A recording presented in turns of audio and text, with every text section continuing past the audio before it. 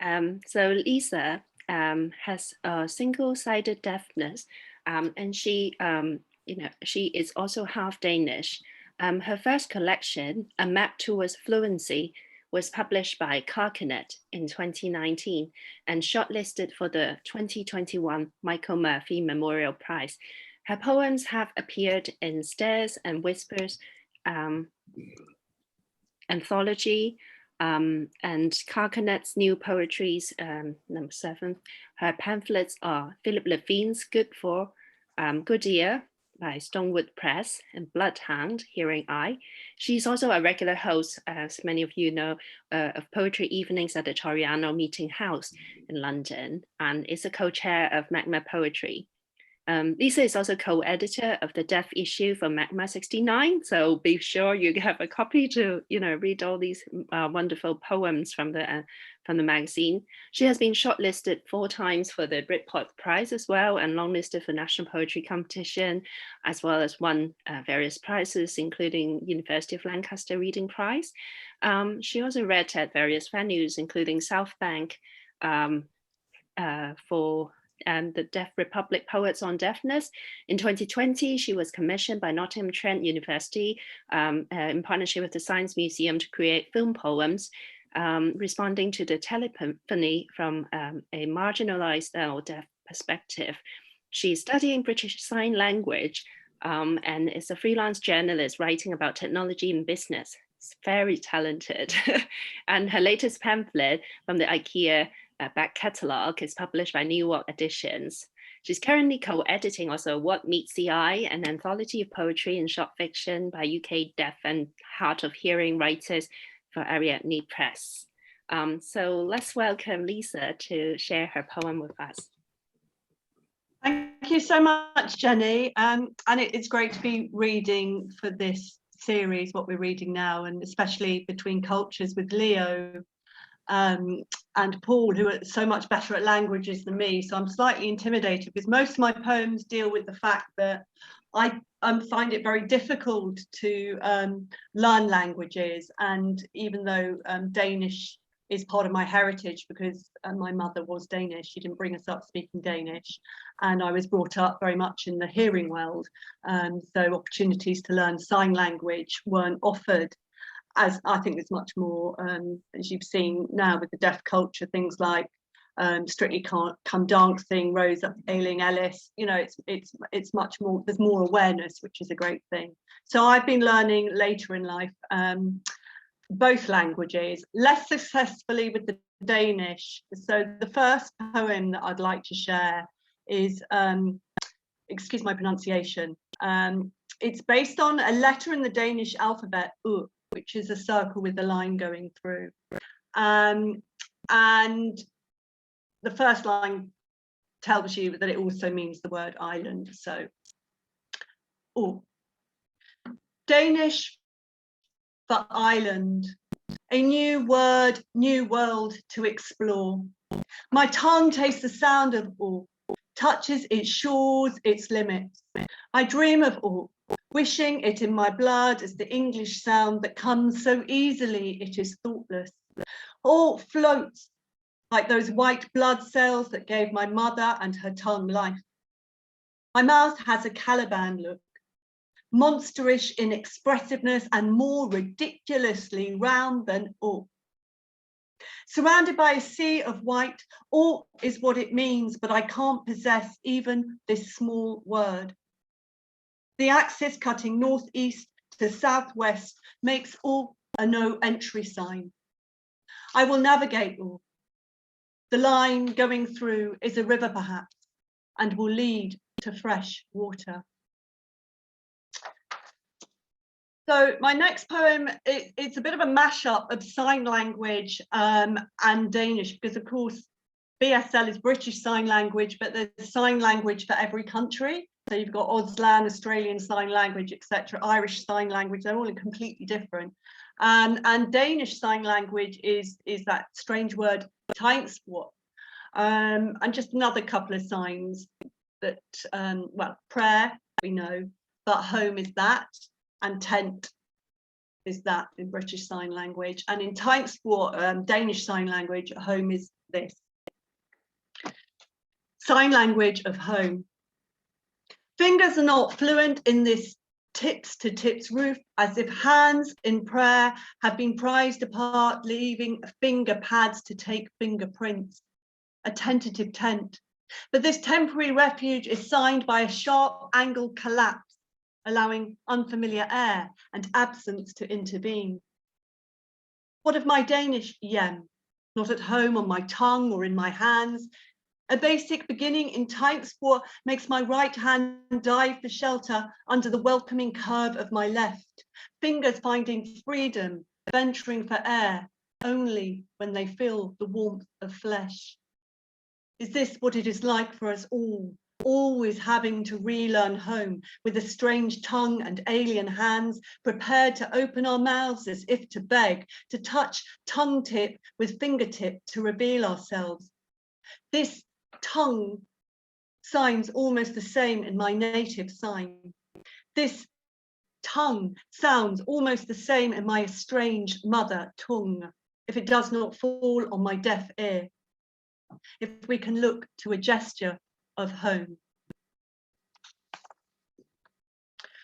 So my mother also was between cultures. She came to England when she was 18 to be an au pair, straight off the Esberg boat, sort of more or less literally, and not speaking any English. And travel was a lot more expensive back then. She didn't have a lot of money.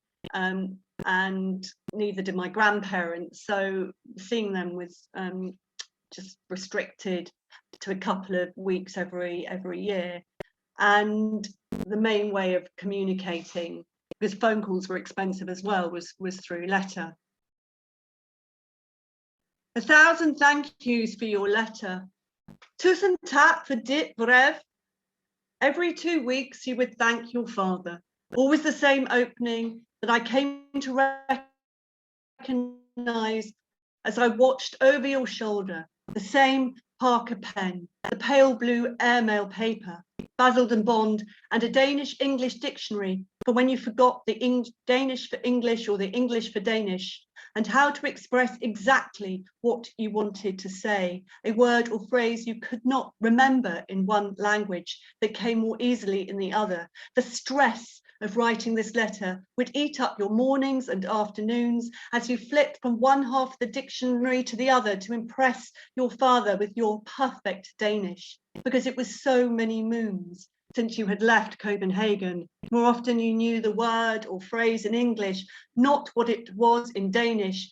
And just as consulting the runes can only reveal another perspective, the dictionary was a linguistic maze that could lead to a dead end or a blindgyde, and a blindgyde to a blind alley, or a fork which was not a gaffle, that would make you reappraise how you could spell out what it was like living this life, just how to find a script in response to his letter, prove 1,000 thank yous was not a bind.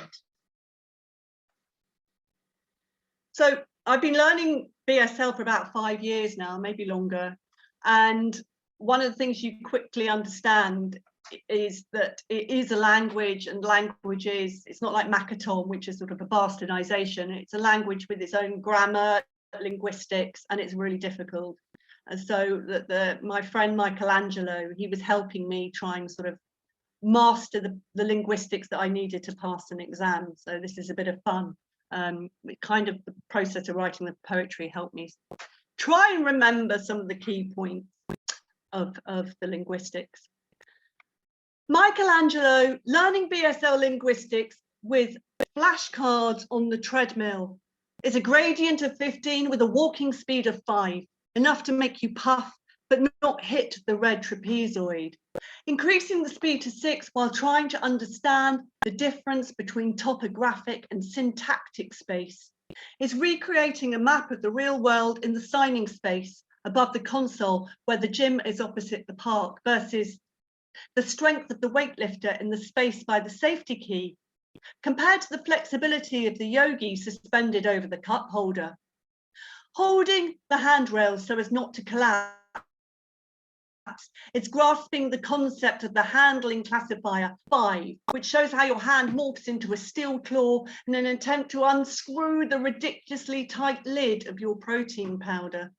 Demonstrating the conditional by raising your eyebrows and tilting your sweating brows slightly forward is letting your towel drape over the handrail if it promises not to fall on the belt. Recognizing an iconic sign is catching a glimpse of your agonized face in the mirror and tracing the path of a teardrop with your right index finger down your cheek. Acknowledging that negation is not necessarily negative, as in, he did not die on the treadmill, is narrowing your eyes. Shaking your head from side to side and passing your palm across your mouth with the mouth pattern in denial. Accepting the aspect of the internal timing of an event is interrupting your session to hurriedly retie your laces, to finish jubilantly by swigging from a water bottle and punching a fist in the air is using movement to show meaning as universal gesture. To know that verbs are plain, directional, and spatial is to believe you cannot give your soul to the treadmill, but you may never run away. My next poem, I was really happy that it was published on the site Harana Poetry, and because it felt like a confessional at a time when I was kind of negotiating, learning sign language, and obviously being able to hear in my right ear, and learning sign language with hearing people, and then their perspectives on deaf culture, which kind of left me quite uncomfortable. So this poem sort of works through some of those feelings. From Diaries, Saturday morning, lying in bed, 9th of February 2019. Today I am not so deaf. The wind is undeafening me, I think. The window is to my right ear, my hearing ear. I can hear the wind all right. Oh yes, it is raucous. But the cool draft on my right cheek, coming through the rickety frame, is gentle. Yesterday evening, I went to Deaf Club. I met with 2 of the group beforehand. We are friends through BSL class. They are not deaf. One is in love with the guy who is not deaf, but is a BSL interpreter. His parents are deaf. On the way home, she says that deaf people are too direct. They ask direct questions. They make me feel awkward. She has been working in a deaf cafe and gives an example of how a deaf person asks for coffee in BSL. Coffee. Forefinger and thumb of dominant hand make a C shape, tipped by the mouth. Now, hands come down hard in front of the body, palms flat and face up. That's just deaf culture. That's just how BSL works, she says. I wonder if I am too direct. I think I am direct, but I'm unsure if this is my nature or my deafness. If you have to look people straight in the face, if you have to keep eye contact, watch lips and focus, it is direct behavior. I think of animals like dogs, how a stare is considered a threat, how you are advised to look away or look down. What are you looking at? Shouts the man in the bar. And you look away or look down. Perhaps being indirect is the safest option. The other friend from BSL hates her job. She wants a way out. Interpreters can make over £200 for a 2-hour session. She's a dancer. She is expressive. I like watching her sign. She's unsure of the guy who sat next to her. His sign name is Fox. Right hand around his nose, drawing out into a long, pointy cone shape. I couldn't pick up his English name. He fingerspelt too fast. Miles, I think. The quick brown fox. She's trying to work out whether he is coming onto her or whether he is just too direct, and she is misinterpreting his directness for attraction. I think back to the number of men who have misinterpreted my concentration on what they are saying as attraction. my direct stare, a direct invitation of sorts for a kiss. The wind is not settling down. I doze off. The dogs have dissected my soul, and what is lost suggests itself in absence. Dream thoughts are wild and senseless, yet have a pleasing music. I translate quickly, or I forget, and the page is silent. So, last summer I got good enough with sign language to get a job as a communications support worker at the Waitrose on the Holloway Road, and I was careful of the job I selected. I chose to do the lottery and cigarette counter because it's quite quiet, maximum of 10 items, and also the queue was coming this way, and my colleague Katerina, who's profoundly deaf, was on my right, and the people speaking to me were on my right, so I thought I could cope. But what I couldn't cope with was the prejudice from one of the customers, and this poem sort of processes how I dealt with it, not particularly well. Encounter. I am a centaur at the counter, half human, half horse, half beast, selling a tin of dog food to the human whole beast who is human because he can choose to use his voice. I'm a centaur at the counter, Sagittarius, my sun sign, half human, half horse, half speech, half sign, half hearing, half deaf, and I encounter, as in Contra, at the counter, this customer. I'm a centaur at the counter, body carries a quiver, is a tremor, is a trauma at the words of the human, unholy human who is said with his voice, so human. They are human, you know. I'm a centaur at the counter, blunt arrows in my quiver, half voice, half sign, neighing, naysaying, pouring tiles, not saying, not interpreting, speechless, half horse. I'm a centaur at the counter, half horse, wounded. His hydra venom, his venomous question. Can she speak? Cantering away if I could from his voice. I'm a centaur at the counter, didn't counter, couldn't censor, incensed, half stallion, bucking, harnessed, saddled with words, unbridled, bridling, half believing, silent.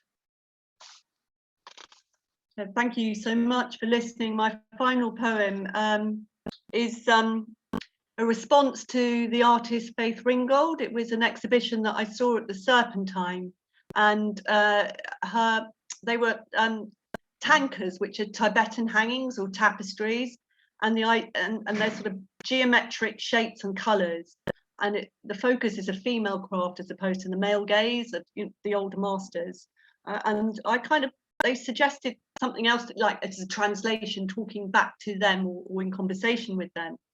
The colours, and just to say, so there's some sign language in here, but my husband can speak French, he's fluent, his mother's French, and he was brought up speaking French, so there's kind of like that sort of cultural difference as well in here. Small talk. After Faith Ringgold's Windows of the Wedding Seven, small talk. We talk in triangles of colour, how your hope for a clear blue sky is congruent with my wish to wear an orange dress. We erect a tent of grass and river and stitch into diamonds the slant facets of every day. How harlequin we are. Is this dress light or burnt orange? Your waistcoat sage or green? Conversations of leaves and berries, half murmured translations of streams, mossy banks, snippets of repeating patterns. From the west, a cloud of silence needles towards fault lines of fire, scrub and desert where lit and burnt orange reconcile in parallels of meaning. My blue touches the vein on your wrist. Your blue swaps to a masculine end. Talk is gesture made strange. Sun sets behind the trees, shadows mouth wounds. Acid words become alkaline. Become neutralized. A blood moon, and dusk is the quiet of doves roosting. How was your day? Echoes from mountains we have scaled and descended. Discourse reaches iced peaks, green troughs, responds with the mirror image. Prayer flares into passion, silence dines peace. Thank you. Thank you very much, Lisa. Just like such powerful poems, and really gets us into thinking about a lot about society and the individual and the relationship with the community, and it's just like such amazing shifts between the languages and different ways of understanding people. Just like we'll save the questions till later, but thank you so much for sharing these poems with us. So let me move to, let me just turn off the share screen.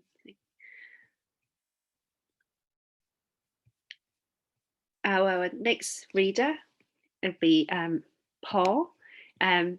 So Paul Stephenson grew up in Cambridge, and he studied modern languages and linguistics, spending several years living and working in France, Spain, and the Netherlands, where he well traveled.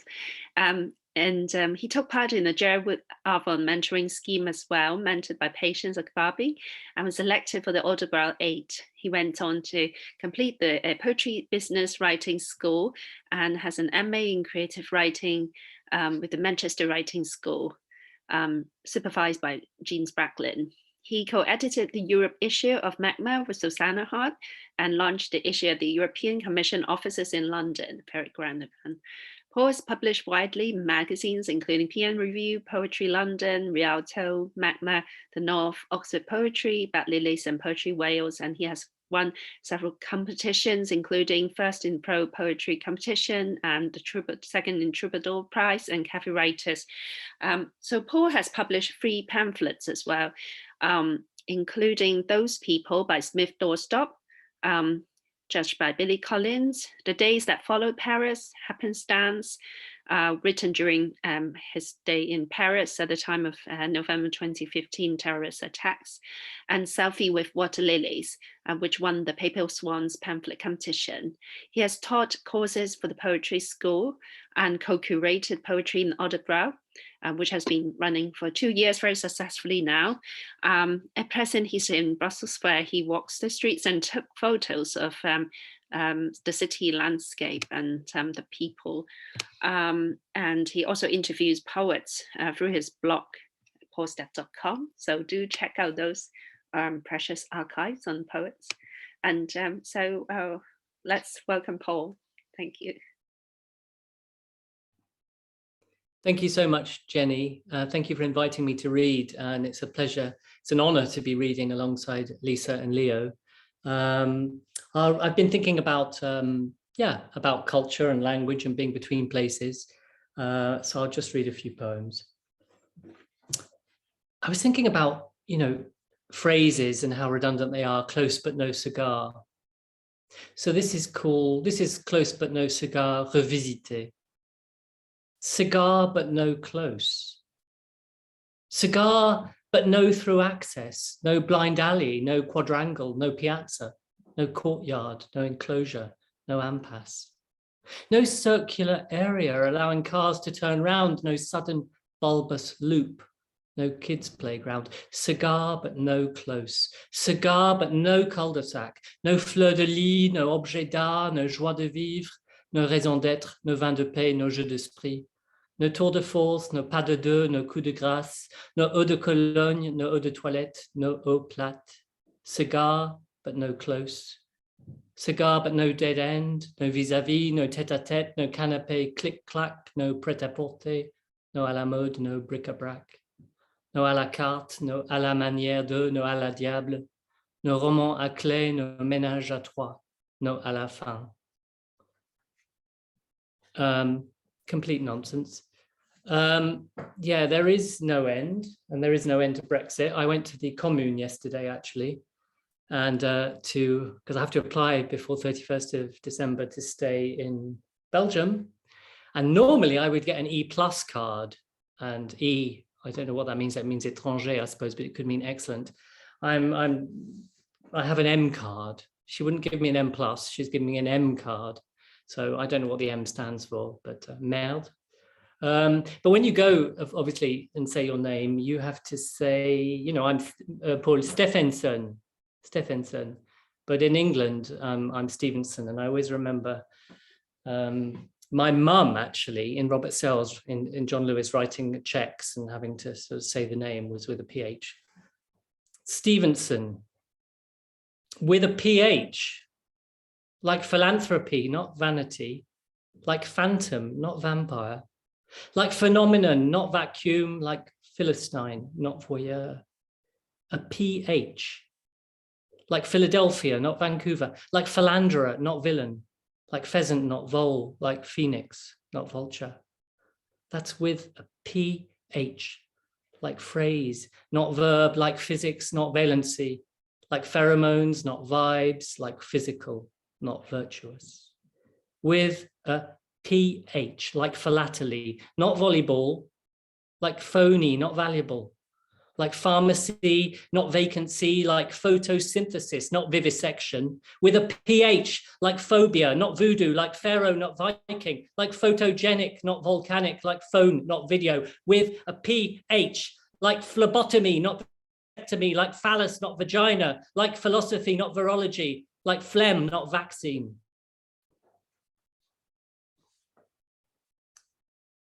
I have all the solutions. 6, Paris, Tuesdays and Thursdays, beavers, between the cabinet and the sideboard, leave an hour earlier, a Japanese maple, just tell him how you feel. 55%, somewhere in the middle, a strong glue, a decent knife, say thank you, partial sunlight. You do half and he does the other. Leave it a while. 19 degrees, make time before you go to work. Decaffeinated, none for 4 weeks, cordless, carrots, when no one's looking, a better pillow. Half only, more surfaces, stretching, over the phone, perennials. Wait until you hear. Noise cancelling headphones. Pretend it never happened. And I'll just read that last piece actually as a sentence because it will lead me into the other poem I wanted to read.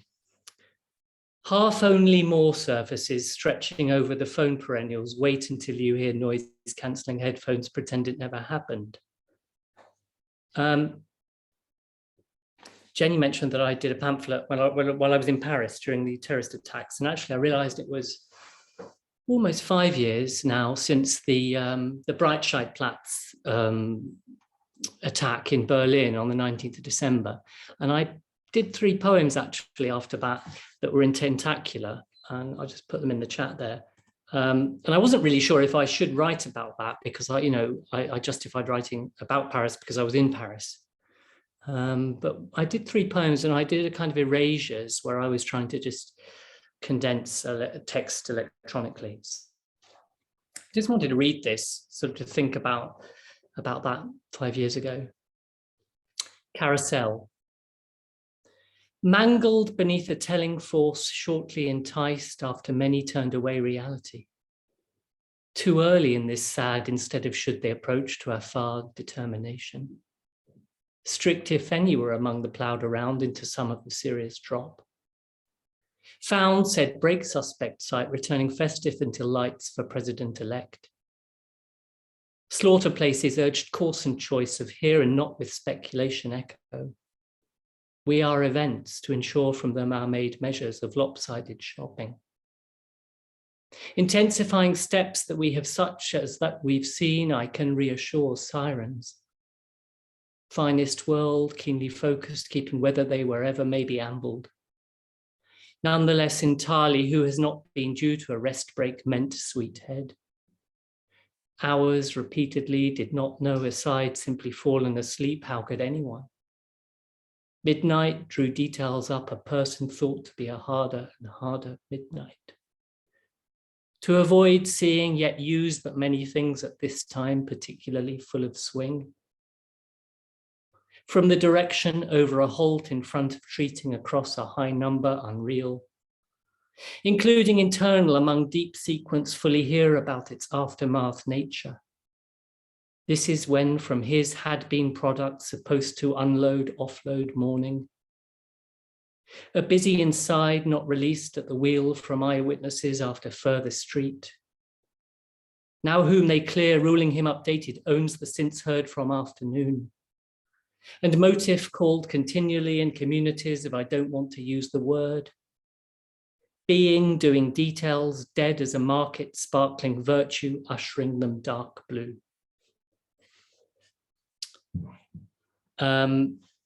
Yeah, so I did French and German at school, actually, and I thought I'd write a poem about language learning. So this is not German, but French, double French. And I just started A-levels. Hills Road sixth form, was on my way to double French. The bell had rung and it was heaving. There were people going up and coming down the corridor, and someone said, Mrs. Thatcher was out, gone, not Prime Minister anymore. It was like the Queen had died. I got to double French. Not in the main building, one of those green terrapins, and the class started like a regular class, and nobody said anything about Mrs. Thatcher. We didn't stop, we did French. The French teacher, forget her surname, but she was Jan and was tall and always holding her hand on her hip. She lent me her book on New Wave cinema, and I saw her on the bus once after her husband had died. She just carried on with whatever we'd been doing, either the Impressionists or problems in the banlieue of Paris or the occupation and Pétain. It was like nobody around me knew. Maybe they would only find out later after double French. I got home and started my homework and saw the secretaries through the windows crying and watched Mrs. Thatcher leaving number 10 and getting into the car in tears through the back seat window. And I cried too. I suppose I loved her. She was all I'd known. I just found these books actually, because thinking about languages, I don't know if you ever had these, Kernpunkte, Mille et un points, Punto por punto. These are really good. You can still get secondhand copies on Amazon. I really, really recommend. And of course, they have ridiculous sentences in them, don't they, to practice your language. So I wrote a few here. Grammar revision. Some of my dogs are rich. I hurry not to buy such big, expensive cars. The dentist doesn't make me hungry. My friends can bark loudly. Today I feel like toothache. For my birthday, I would like that tree. I shall come to your house more slowly than Mary. I am 7 meters wide and 15 meters high. I would like to eat 10 francs and be 16 years old. I need to get my hair repaired. I've been waiting for more than 20 pounds. Dad told nobody anything. Mum said nothing any longer. She had the biggest suitcases. John's shirts are yellow, but Jim's are blue. I'm giving up windows. Do you think I look like flowers? I'll just read a couple more. Well, I want to read this one actually, because I've not read it before. And things are kind of weird, aren't they? Even without COVID, you know, the world is increasingly confusing and disorienting. So I actually asked an American friend in Europe 100 times what Europe meant. I said, what's Europe mean? What's Europe mean? What's Europe mean? He just threw out all these words. And so there's just a list, and I've put them into 6 little stanzas. So bear with. I had to ask an American in Europe 100 times what Europe meant. Paradise, nice beaches, blue migration.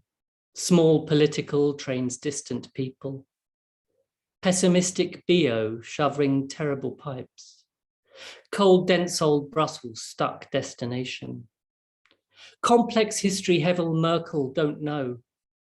No ice, no tips, limiting I'm thinking. War crowded, overcrowded holidays. Annoying racist elbows museum. Inconvenient closed-minded borders. Socialist, easy, torn, faded former. Bland, rude, decadent, rich, well-connected. Wall, formal Eurostar snobs indebted. Dirty Schengen behind expensive bread. Little houses, little animals cramped. Horse meat, raw meat, shrimp with its shell on. Picturesque small servings, eye-opening. Successful old-fashioned suffocating. Urban reserve, third world, enough. Wonderful set in its ways endangered. Frustrating, closed, persevering naked. Stubborn cheese, united tripe, different sirens. Diverse slow trams, uncomfortable, stolen. Low-cost oysters, wine-polluted opera. Arrogant ships walking busy mountains. I think have I got time for one more? I'll just read this. I'm in a flat in Brussels, and with 4 flats, and exchange goes on via email, and there is a basement. Bikes in basements. Bikes in basements become clutter, become wandering, abandoned saddles, loose brakes. Bikes become emails to all the flats about bikes below getting in the way. Bikes become no internet. Bikes become phone calls, become engineers. Bikes become the likelihood of a pedal or handlebar nobody owns, catching and loosening a cable. Bikes become an update, become a long thread, become a 4-way exchange, and more wondering. How nobody's bike wasn't ridden, but somehow moved by someone in a basement down there for something. Bikes become displacement, become a spray job, become people moved out years ago, become bikes that must belong. Thanks very much for listening. Thank you so much, Paul. Just absolutely wonderful. What a treat to hear these poems. And you just read, as some of you, as already mentioned, just so beautifully read as well, like all these, I feel I'm in a masterclass on poetic language, and how these forms also kind of contain the intricacies of our knowledge about the world and about territories and spaces. Thank you so much. So, see, like this is such a beautiful space for us. Next we will have Leo sharing his poems with us. And so Leo, being bilingual and Latino poet, born in Argentina and who now lives and works in the UK, he has just launched his collection, Ballad of a Happy Immigrant by Chatto, and it's awarded the PBS Wild Card Choice and has appeared on the Guardian's Best Recent Poetry list in the summer. So Leo has been included in many anthologies like 10 Poets of the New Generation by Bloodaxe, Best New British and Irish Poets Anthology, Poems to Save the Earth, Why I Write Poetry, 9 Arches, edited by Ian. And his poems have also appeared in many different magazines, Poetry, PN Review, Poetry Review, Modern Poetry in Translation. Okay, I'll save you the rest of too many of them.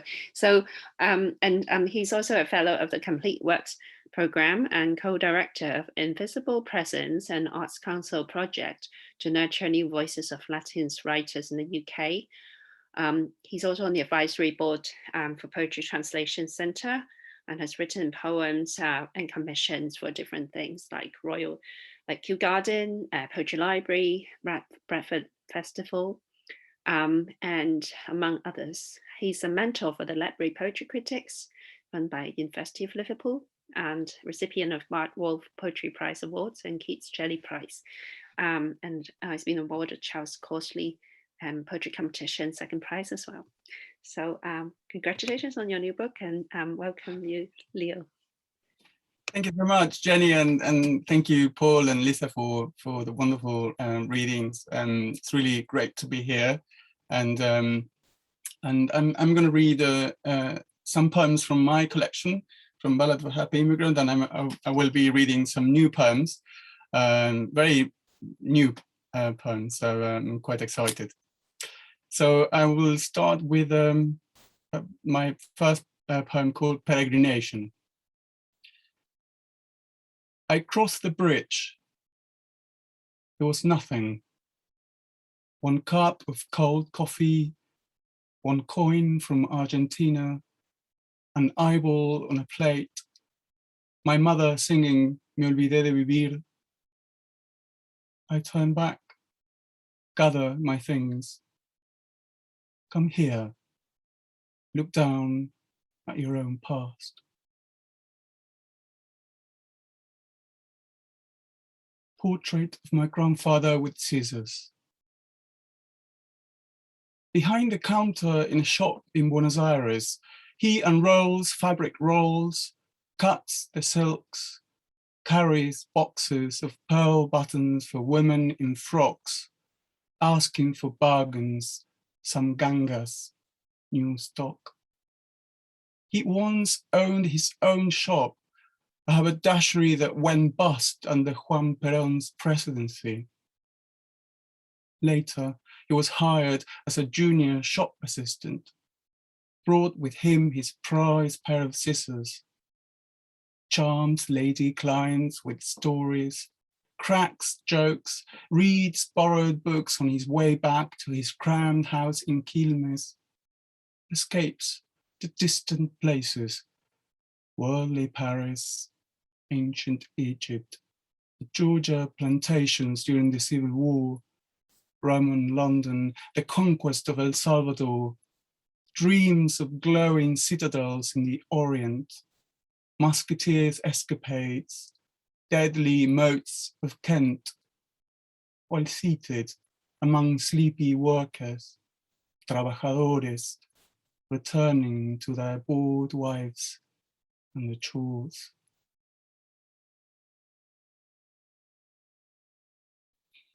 Eucalyptus. After years of searching, I find my father standing by the old tree he pruned every spring to grow leafy before the sweltering heat of our subtropical summer. Who's there? He asks. I'm your son, Dad, tu hijo.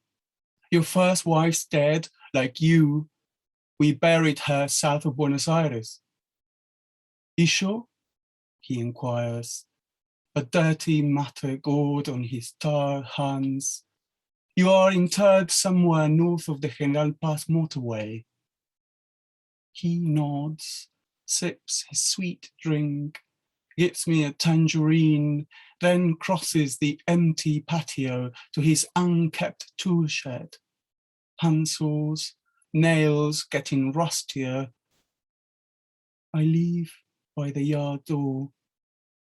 He whistles from his world through the dream where the tree grows taller every time I look back.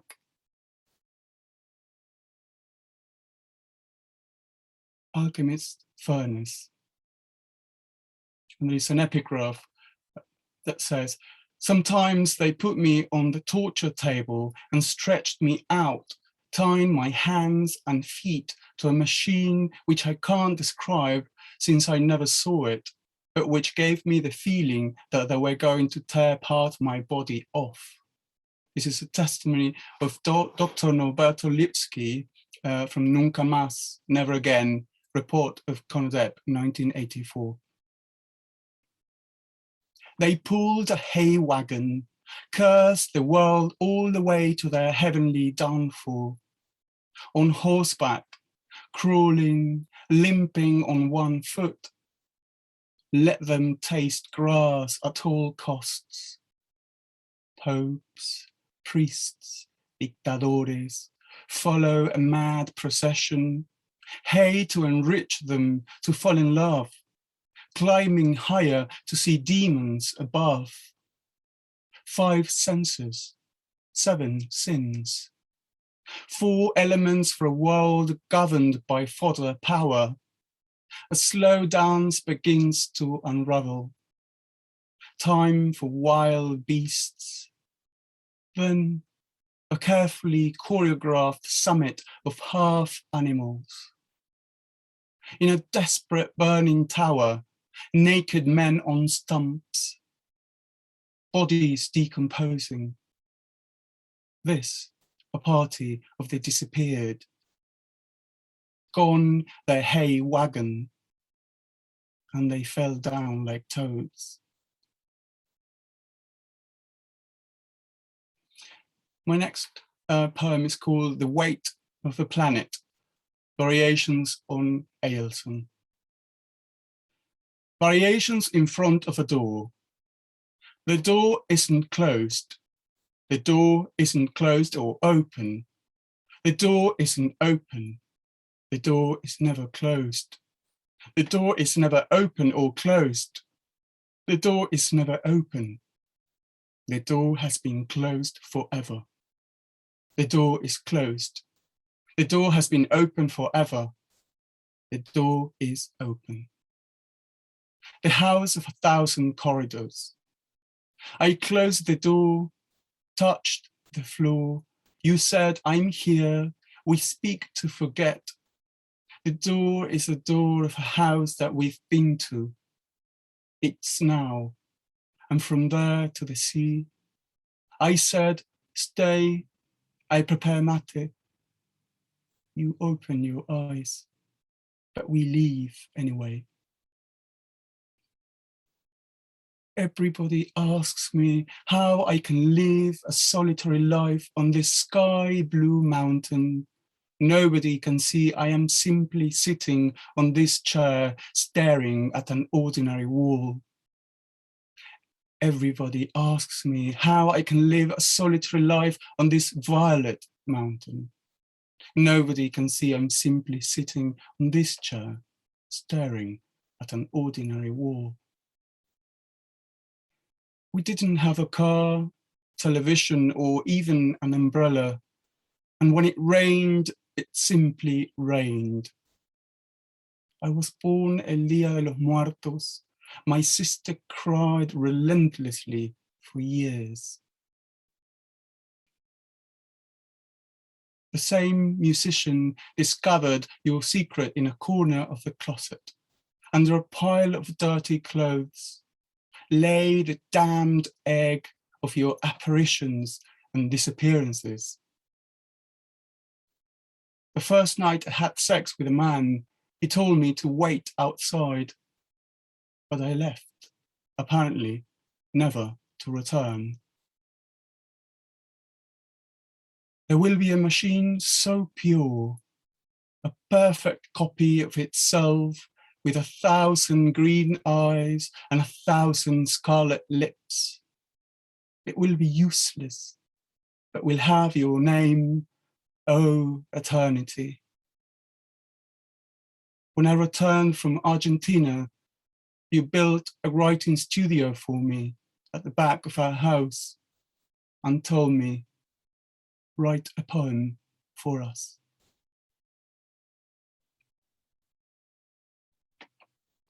This next few poems are all new poems, are a sequence of sonnets that I've been writing since the summer, pretty much. And the first one is called A Latin American Sonnet 2. There is a palm tree somewhere and a bird of paradise that speaks to me in my dreams.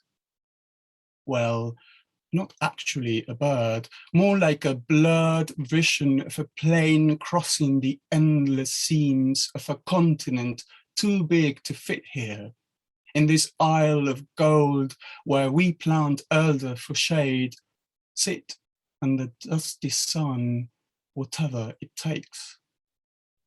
Miles away from everywhere, in my dreams a Brit asks all the questions, and I often reply, whoever comes for tea will one day have to leave for a better world.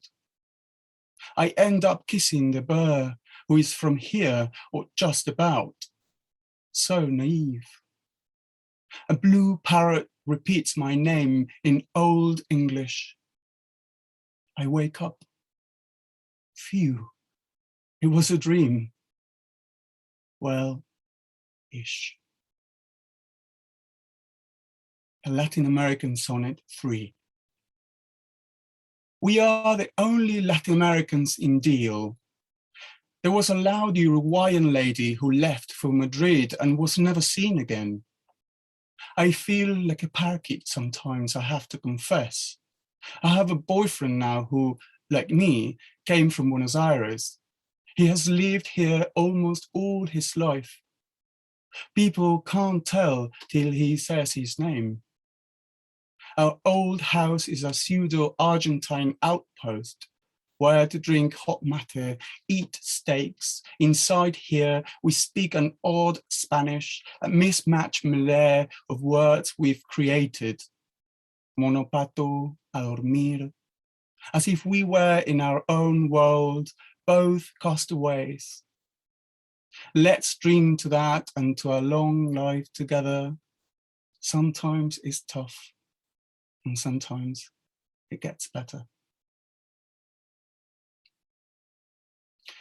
A Latin American Sonnet 16. At a London school with most Latinx students, I read my poems of gay love, exile and diaspora. The kids listen with attention. Some are fluent in Spanish, others half speak it as a collateral. They look at me, maybe thinking of their parents who came here like me and live in two languages. They're curious about my stories, my grandparents, the way I write, my life, my Argentinian baggage.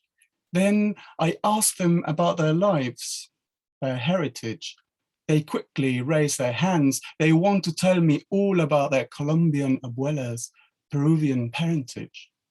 They're eager to share their backgrounds, family trees. A boy points at another.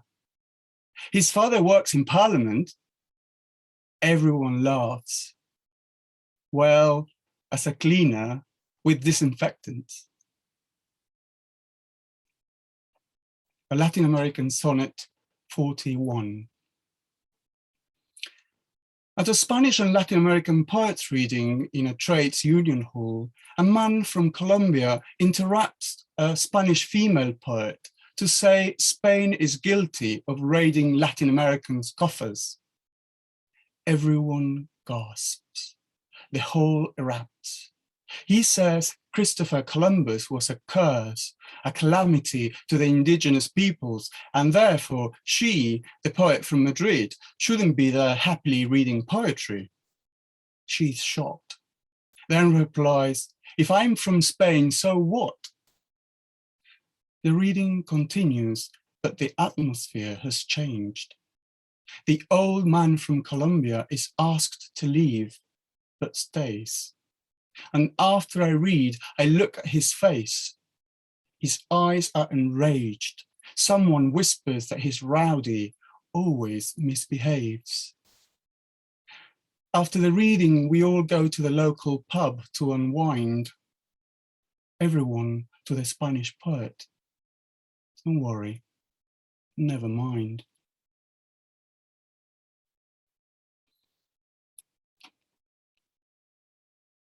A prayer. On a warm Sunday afternoon, on her 45th birthday to be exact, she kissed one of the walls of our family house in Quilmes and slowly walked out. Someone was aiding her through the entrance door to the car park outside, to be taken away from us, to a whitewashed hospital on the leafy Avenida Caseros, from where she would never come back. And as she was leaving, she turned round and said to us, small children, recen por mí. And we did, Mother, we did. And my final poem is called Grandmother prays to the Grotto Virgin of Costa Bonita. Leaves, the statuettes and jasmines she cut from our Quequén plot, climbs up the stepping stones to the tiny grotto by the Atlantic, like every year, a well-known rite when summer holidays are over and we children have had enough of tragedies and mise-en-scenes, and all we want is to grow up, to leave the sunken ship behind. And then she says, until next year. But the little virgin doesn't move. She stares at us behind the bars, where the sea wind blows away every time the sun goes down, and we climb down with her. She has cried, but hides it well. And her husband just behind, like every year, a well-known rite. We all get into their rickety car. Nobody talks, or perhaps we do. We travel slowly over the dunes, as far back as memory can track. Thank you very much. Thank you. Thank you very much, Leo. I feel like I've been led into a completely different world, and with your kind of poetry and how it's just really, I think it's really appropriate for our themes, especially tonight, like between cultures, and it makes us think about like how does one navigate that sort of journey, and you've just shown us so many different facets of humanity, and trying to kind of have that understanding about the change that people capable of as well, and the kind of poetics about home. And thank you so much. What a wonderful reading. Shall we unmute ourselves and give them a quick clapping? Just, thank you so much. And so how about if we all group together and see if there are any questions or any thoughts, about or Free Poets' work, and how you find, whether there's anything that strikes you as, things that may be similar to what you're writing about, or maybe things that you wanted to clarify about the process and so on. I myself also have some questions, but I'm happy to see if give priority to our our audience first. So if you like, you can drop the questions in the chat, or happy to raise your hand or something. We can, you can unmute yourself to talk.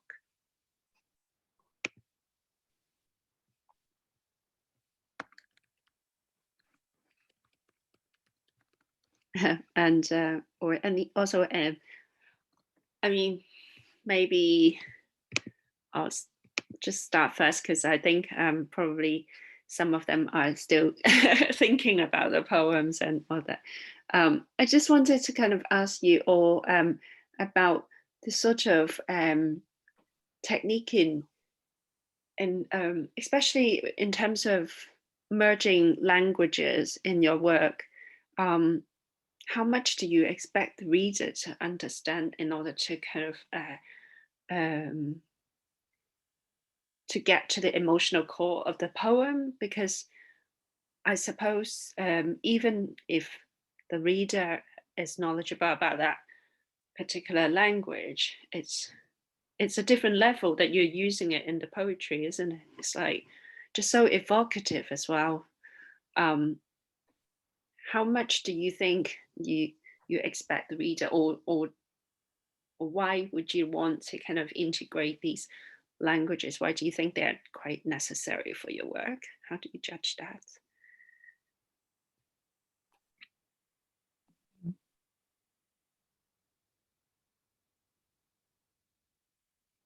Yeah, anyone? Leo, Lisa? Yeah, I mean, in my case, I use Spanish words in my poems, and I use English words in my Spanish poetry.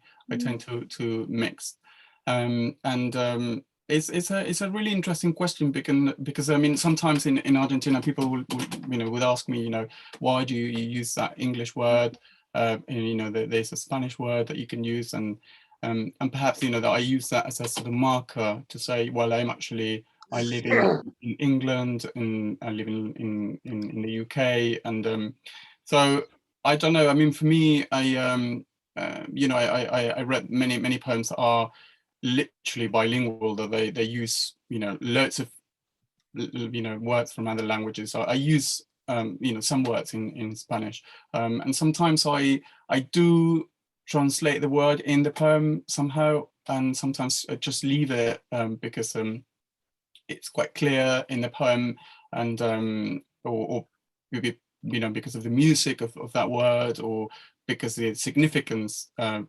me, perhaps a memory, perhaps the title of a song, or but it's always, I'm not doing it all the time, but sometimes it just comes naturally. It's the same when I'm with my partner, we speak in Spanish, and sometimes we switch to English, or sometimes we mix. It's part of my daily life somehow.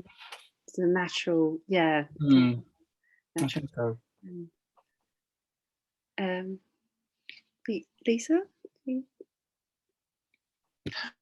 Sorry, Jenny, my internet connection went down, so no. I just came back in. What was the question? Oh, sorry. We were talking about, like, how do you feel like, why is it necessary sometimes to use the language, like a specific linguistic term, or in another language in the poem? What do you think you add to that, or do you think you expect the reader to know something? I think for me, I mean, I was listening to Leo, and having lots of languages and speaking with his partner as well, being bilingual, it's entirely different from me. I'm trying not to be monolingual. I'm fighting against that. I mean, I feel, my head somehow to some extent robbed. I mean, it's probably a strong word, but my mother felt that she didn't want her husbands, she's married twice, to feel left out. So bringing up her children talking Danish, she thought that they would be excluded. So and that's the same for all my siblings from both marriages. But we've got an attachment to Denmark, but it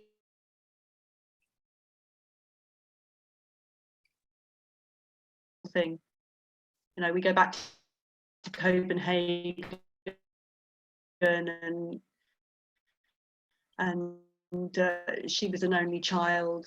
So there's no, especially when she died, and that's my first poem, or I should have really been trying to learn when I was growing up, you have similar experiences where they've been brought up in a household where you bring up a child bilingually is quite, you want to come home and switch off. Well, there's lots of different reasons. So being a tourist in Denmark, the languages and the heritage, it feels like it's strange for me, and something that I did try and learn, but I just found it very, very difficult. And so it has a kind of like another, not anotherness, but it is other. And so I think it's explored from the perspective of loss. It's associated with the loss of my mother, the loss of my mother tongue, which I never had to lose, but definitely now, it's about grief, it's elegy, and bereavement. The sign language, it's because of association with bereavement or family. That's a part of my identity, and it's possibly more alive and more enjoyable. I really enjoy learning it. It's very expressive, it's connected to the body, and I'm thinking in the future, I know people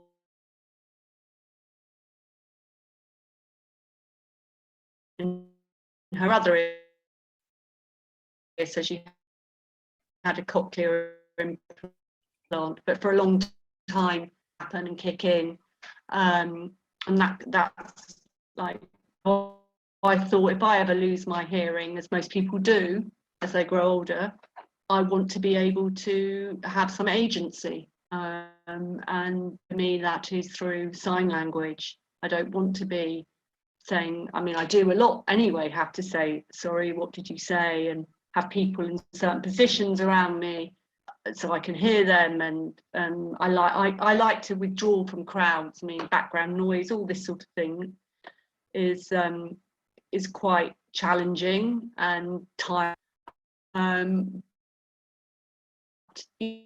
Sign language is like I say, it's very for me, it's empowering.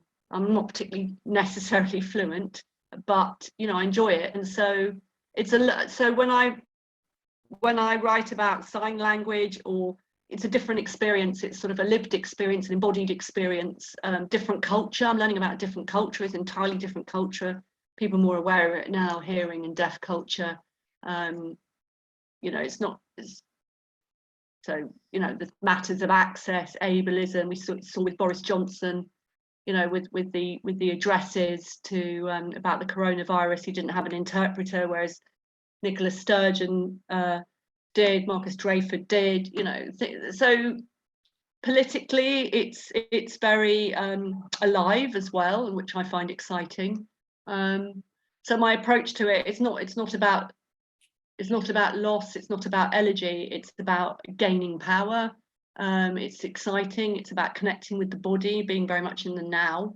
So it's a completely different energy, which, yeah, I mean, as I sort of carry on, I don't know how much more I'll write about it, because I think often for me, it's when I'm encountering something new is what provokes my writing. And there may be other things, you know, as I've got more, yeah, I mean, like the experience of working as a communication support worker, which, I mean, that poem that I wrote was about encounter was actually a failure on my part, because my job was just to interpret what was being said, but it was just so shocking what this guy was saying, you know, about telling me they are human, you know, and can she speak? Because there's this idea, I couldn't believe it, but certainly in Victorian times, that deaf people are, you know, you're like an animal. If you can't speak, it's the divine spark, it's linked to God. So I to that failure on my part in the poem, but that encounter pushed that poem.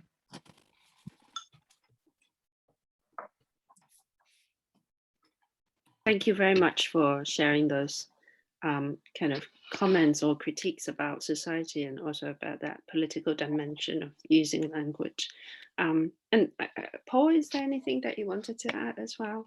And I will try to see if I can pin all of you in the same picture. I can try. I can't promise. At pin, isn't it? And Leo. I think your question, Jenny, was about using foreign vocabulary and foreign language in poem. I suppose the first poem I read contained lots and lots and lots of French phrases that we commonly use in English anyway. But generally, my intention was there just to create a kind of soundscape and a texture. I'm not really bothered about, I mean, people will always make meaning, won't they, from sound? And I think the music is more important than glossing everything and worrying if people don't understand vocabulary. So I don't really think too much about that. Well, maybe, yeah, I guess it's for you, it's like kind of very immersive, you know, being in that environment, and also just kind of that language being part of the reality as well. Well, I mean, that's a paradox actually, because you start learning languages as a kid, and then you want to become fluent in these modern European languages, and then the reality of living abroad is actually, well, particularly in COVID times, is you rarely actually speak the foreign language. You could actually be living anywhere. So it's sort of ironic, really, that you've invested all these thousands of hours, and yeah. So that's a way to keep language alive, I guess, especially with the demise of modern languages and European studies in British universities. But yeah. I have another question here from Jean Hall. Would you like to talk, or shall I? Right, yeah, Jean. Sorry, I'll unmute myself. No, I was just interested in what Lisa said about sign language being having sort of the subtleties and nuances of a proper language, and I'd only ever seen it as an interpretation, direct translation of what was being said in normal language, if you like. Any more on that, Lisa? Thanks, Jean. I hope people can hear me. I might just turn off my video, Jill suggested. Actually, I don't know how to do that. Oh, there, good. Yeah, no, that's a very interesting question, because Makaton is a language that you might have come across, that is used for children, and it's used for children with like learning difficulties, and it's actually based on the names of, I think it's Mary, Katie, and Tony, and it's really sort of like hated by the many people who are from the deaf community, because they were seen to sort of steal particular signs from British Sign Language. So yes, it's British Sign Language is its own language with its own grammar. It's got the definitions of what makes a language, in that it can evolve. There's linguistics to it. It serves a particular community. It's complex. It's not just like a sign corresponding to an English word. And if you get a chance to watch sign poetry, then you should have a look at that, because that's absolutely beautiful. I'm going to put to where can I hear that? Where's that available?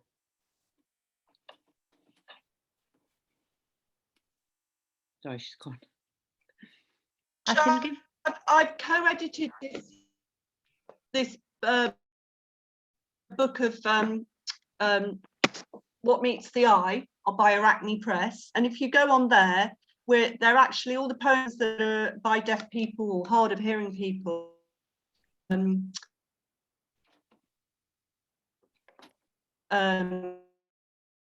sign language poetry, and it's all for free, so you can have a look there. And because it handshapes the connections, so that's the sign for, like we have metaphors or wordplay, that's the sign for telephone, that handshake. It's also the sign for maybe, and that's the sign for devil and milking. So you can see how the connections from the handshakes are what makes the poetry. So that again suggests, if you the art involved, and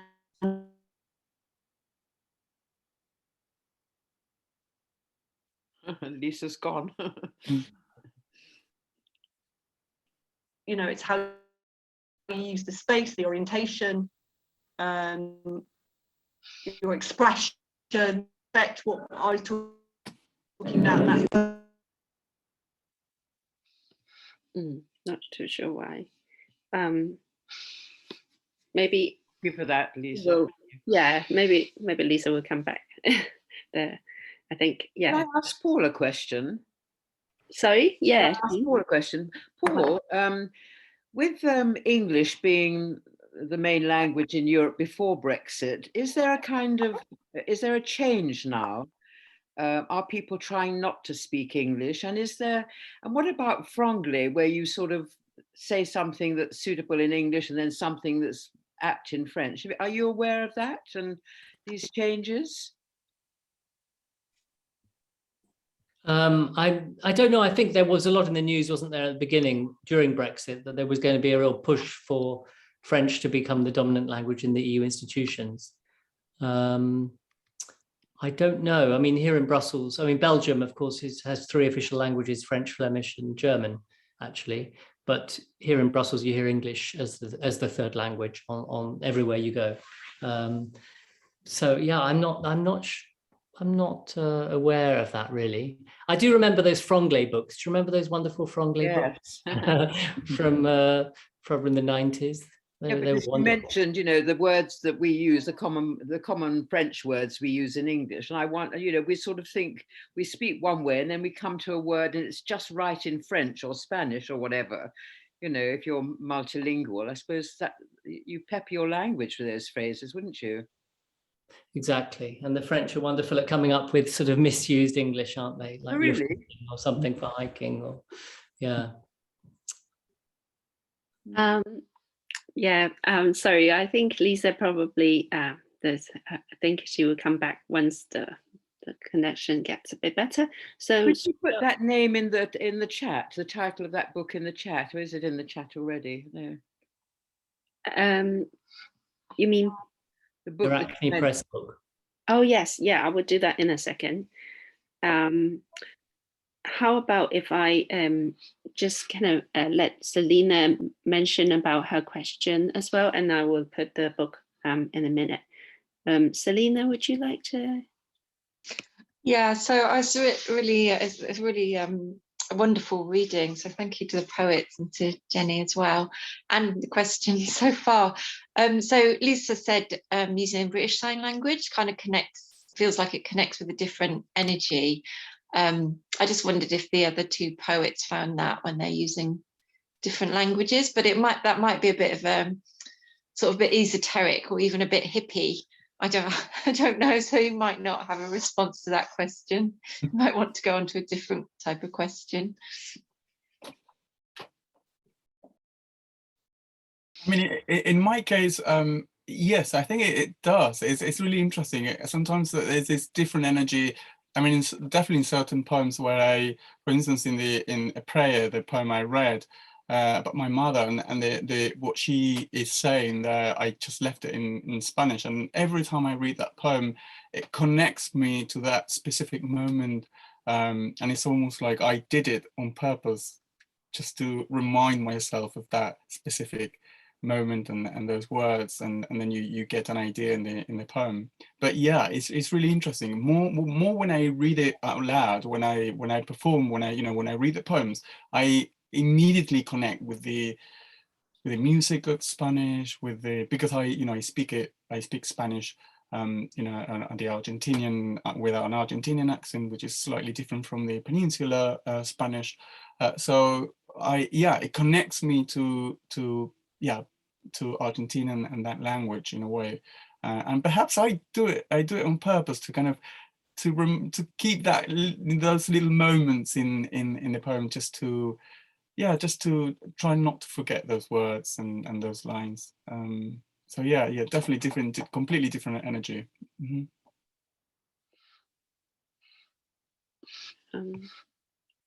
Paul, you fine?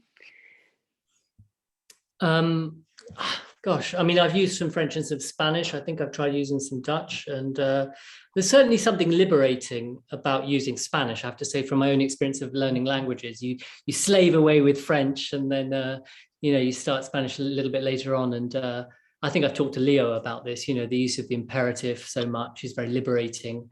The directness, and also I found myself as a language learner that I feel more masculine in Spanish. When I lived in France and would always pick up the phone for work, people would always say "Madame" when I would speak, and I was like, "What's going on here?" Mm-hmm. Do I sound like a woman? That's not a problem. Mm-hmm. But it's incredible how liberating a language can make you feel, especially maybe when you've learned a language outside of the classroom where you've had to do all of that, day in, day out homework and language assignments, and where you've learned a language through total immersion, as I know Jean has when Jean lived in Spain. So I think how you've come to a language also determines your relationship with that language. And if you're willing to just communicate and be willing to get it wrong, and if you've learned it through kind of socialization and going out, or whether you've learned it through very strict sort of rules and the classroom.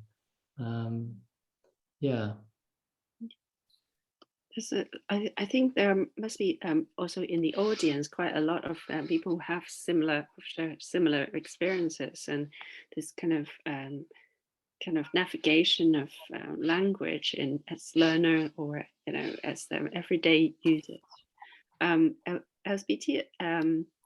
Elzbieta, I think do you want to share something about you mentioned about sonnets, Leo sonnets on his Latin American. Thank you, Jenny, for hosting this particular evening where we move between languages. And Leo, I was thinking about what you were saying earlier about using Spanish words, for example, in your English texts. And of course, thematically, in your sonnets, we were in Latin America, and when you were telling us, for example, about situations, but I was wondering whether formally your sonnets are also trying to do something different that, for example, we would recognize when we think about Petrarchan sonnets or, Elizabethan sonnets, because it seems that there is a sequence, right? And every title was Latin American sonnet number. So this is what made me think that maybe syntactically or formally, because we couldn't quite see them, there is something happening. Yeah, it's really interesting. Formally, there are Shakespearean sonnets. There's a rhyme scheme, like very precise rhyme scheme. You don't. If you look at the poem, you will see sort of the end rhymes are all rhyming. The Shakespearean sort of rhyme scheme with a couplet. So all of them, I kept. Formally like very tightly. The form, but the themes were all related or connected to Latin America in some way. So either memories or something I was reading, or books, or anything connected to Latin America. And I kept going. I'm really I sort of, that's the way I write. I'm sort of write sequences. I tend to kind of keep going, and I'm still writing sonnets from this sequence. Some are more successful than others, but for me the whole thing is to keep it as formally as a sonnet, and specifically as a Shakespearean sonnet, because I remember reading Boix sonnets, the sort of Petrarchan sonnets, and when you read those sonnets in Spanish, it's so different. Formally, they just the rhyme scheme is different, and they sound different. And I didn't know that there were sonnets until much later. Actually, when I came here, I realized that he was actually writing sonnets. I didn't realize that they were all sonnets, and I thought I have to do something, but the other way around. So writing English sonnets, but with all these Latin American themes, about Argentina, or me working here, at a Latin American school, or at readings, all my experiences working in a, Latin American newspaper. There's just so many things I wanted to write about. And sort of, and I think the form is quite good actually, because there's all these 14 lines, really sort of, that sort of, it limits me formally, and it kind of allows me to kind of explore so many different sort of issues and themes. Yeah. Thank you very much. Thank you. Questions as well. And I think, so is there any other questions, or I think Jill also mentioned something about sign language. Is that more about? Yeah, it was just an alternative answer to Jean's question. about BSL, because a lot of people have seen Rose on Strictly, and she speaks and signs at the same time. That's not BSL. Obviously, she signs BSL as well, but because they are so different, as Lisa said, sign language BSL has a completely different structure, so you cannot sign and speak at the same time in BSL. So Rose is using what's called sign supported English, so she's using the vocabulary of sign but the structure of English. So that can be helpful because, you know, obviously a lot more people know English than sign, but if you're lip reading, there are a lot of things that you miss. There are a lot of words that look the same on the lips but sound different. So one way to make that clearer is to use SSE.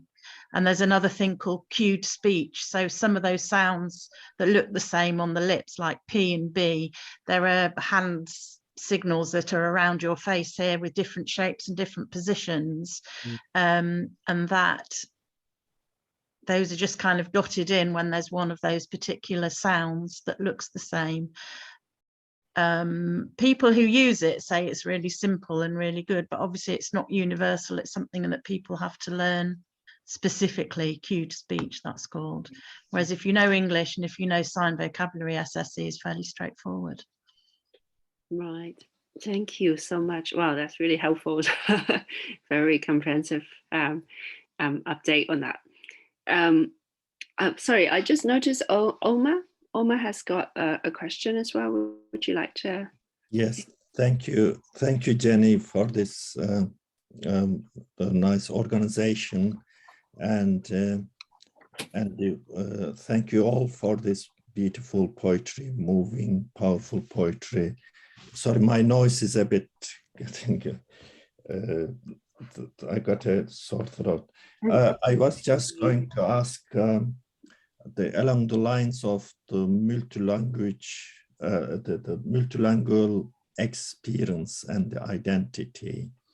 For instance, from an immigrant's point of view, you know, this feeling that one's presence in the host country grows as the time passes by, and at the same time your absence grows in the home country parallelly. So what the poets make this fact, and then how you bring these two voices, multi voices together in your poetry. Thank you.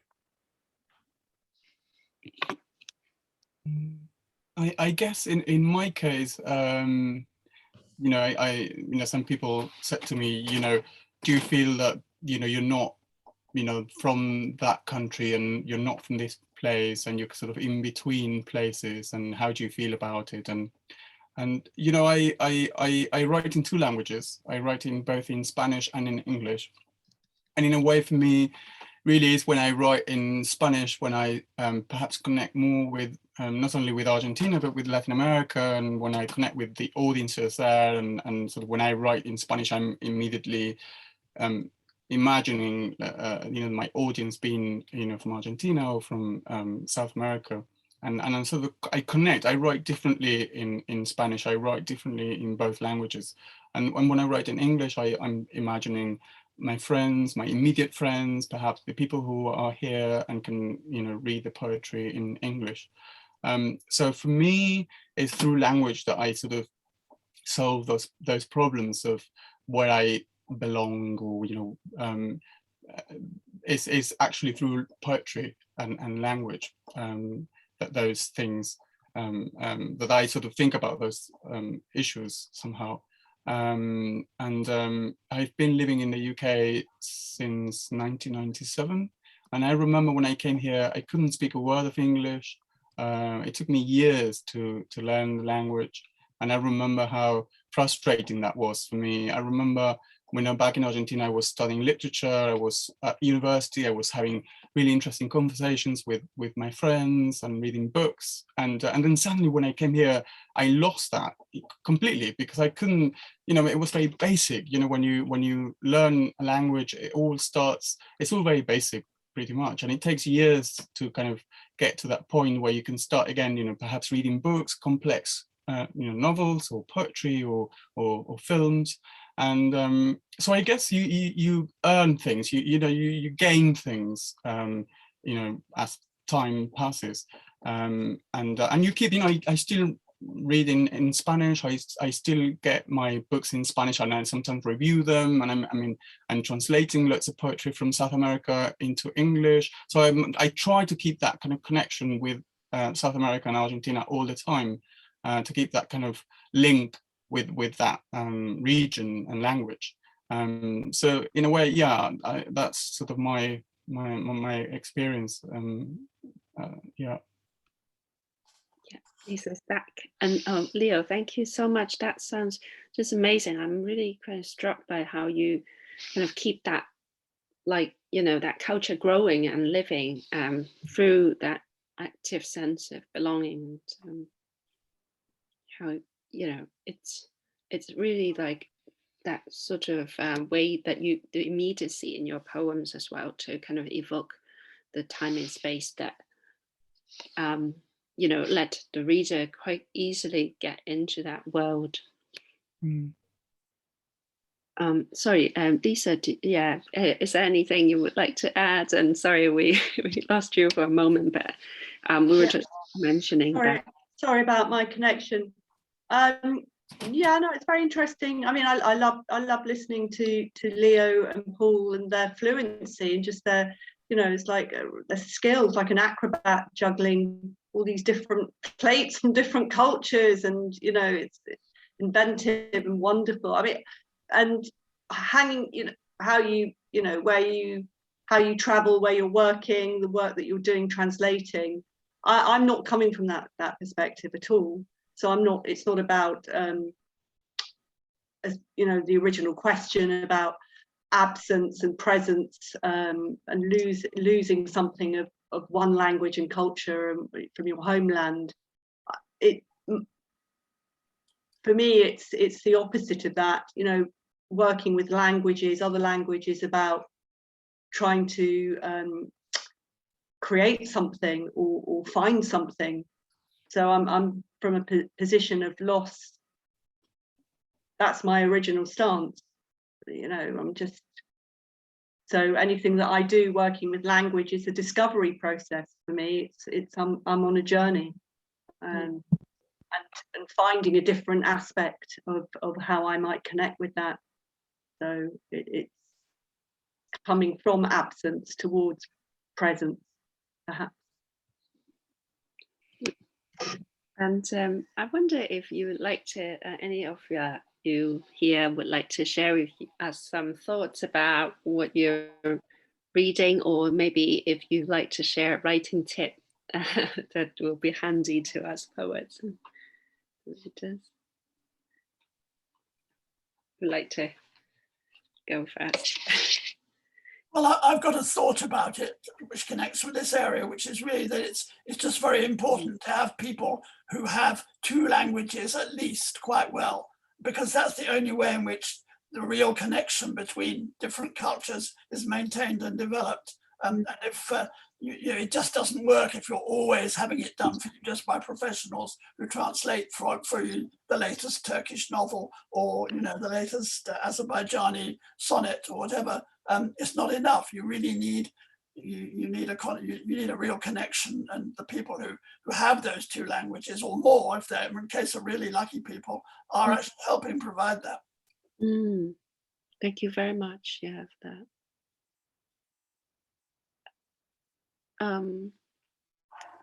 Yeah, and yes, definitely. Like being multilingual, the poets have a kind of a special responsibility and commitment to kind of showing us that understanding.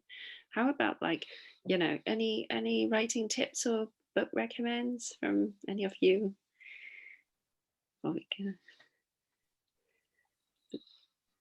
Lisa? Well, gosh, there's so many different ways to approach a poem. I suppose I mean, you can have, prompts work very well. I'm part of a writing group. The people, Susanna and Christopher and Paul, and Leo, we've all worked together. In terms of prompts, I think for me, poetry is often a way of discovery. It's a tool. It's it helps me learn and understand other cultures, other or topics that I'm not familiar with, sciences or whatever, something you find fascinating, pull it apart, explore it. I'm not opposed to sort of the idea of a concept poem, having the idea of, okay, there's a poem that I wrote. Many people don't like that sort of thing, but I wrote a poem. I was in France with my mother-in-law, and all the dogs were howling one night. I just thought, my gosh, and it was a small place in South Brittany, Penettan. I just thought, how do dogs connect us? How do dogs? Well, there's so many dogs in literature and songs and film. I thought, gosh, that's a way. And so my idea was the dogs of Penettan, and then I just did loads of research on different dogs and where they crop up in literature and created some crazy sonnet out of it. But the idea of the poem was from, it was a concept poem, and I find that sort of thing quite pleasing. It's like piecing bits of a jigsaw together and really sort of focusing then on the form, how you're going to, because you could write about dogs in literature and songs, whatever, forevermore, as you could anything else. So the form contained it.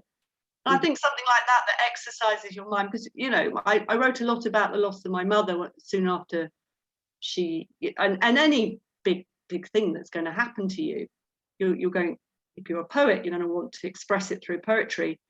But those sort of passionate or moments or bereavements, they're not happening all the time. So playfulness, creativity, interest in language, other idea-led poems, for me they're just as valuable and worth exploring.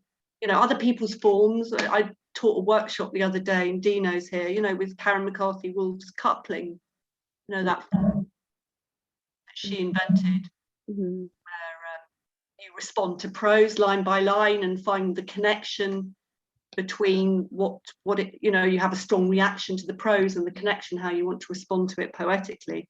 I think all those forms are marvelous, especially if you're going through a bit of a fallow period. I mean, I love form, so they would be my suggestions. Wonderful. Wow, lots of treasure, the whole treasure trove of things that you can do with to experiment. Paul, do you have any things to? Well, I mean, I just like walking the city, seeing signs, mistranslations, maybe sometimes on menus set me off. I'm very conscious of, as a language learner, the difference between, competence and performance. The rules, the grammar, but actually your delivery sometimes lets you down, and the situations that gets you in. And I have a poem about, not really having a very good day and being told off by a friend because I wasn't convincing enough when I said hasta luego. I didn't say it with enough convincing tone and enthusiasm. And, so being a language learner and the demands that places on you, and your, the day-to-day kind of, you're told to believe as a language learner, as a child, that you will one day become fluent, and that's just impossible. You never will. You're forever trying to keep up, and you're always learning new vocabulary. It's a lifelong journey, and so I'm interested in that, but particularly being, I suppose, in an urban environment where you've got language all around you. Overhearing dialogue in cafes and restaurants and bars, that sometimes sets me off. Go and be go an earwig when you can, when social distancing allows. Can totally feel that sense of journeying in your poetry. It's just like that kind of seamless shifts between the different worlds. Thank you. And Leo, You have or books? I'm actually, yeah, I'm going to recommend one book. It's called Concrete Poetry. Oh. It's been recently published, a 21st century anthology, and I'm going to teach a course at the poetry school on concrete and visual poetry from South America, from Latin America. And concrete poetry was born in Brazil, in South America, and there are great examples of concrete poems from Brazil, many poems.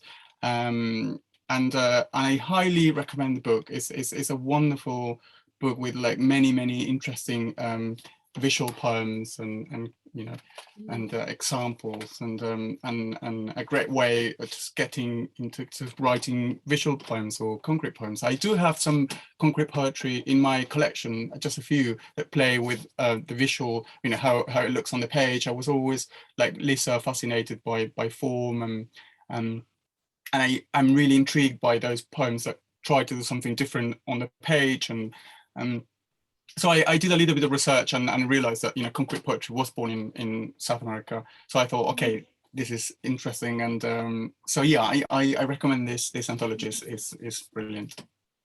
Great. I put the link in here as well.